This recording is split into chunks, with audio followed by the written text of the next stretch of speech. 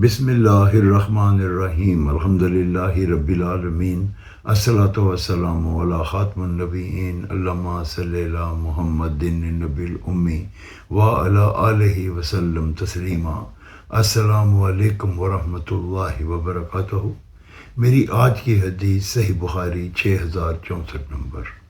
امام المرسلین خاتم النبیین رحمۃ للعالمین حضرت محمد صلی اللہ علیہ وآلہ وسلم کا ارشاد گرامی، آپس میں حسد نہ کرو۔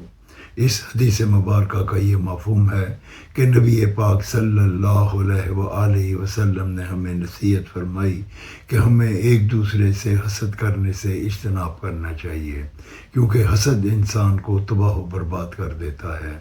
حسد انسان کو ایسے جلا کے خاک کر دیتا ہے جیسے خشک لکڑی کو آگ جلا کے راکھ کر دیتی ہے۔ اللہ تعالی ہمیں حسد جیسی لعنت سے محفوظ رکھے، آمین یا رب العالمین۔ السلام علیکم ورحمۃ اللہ وبرکاتہ۔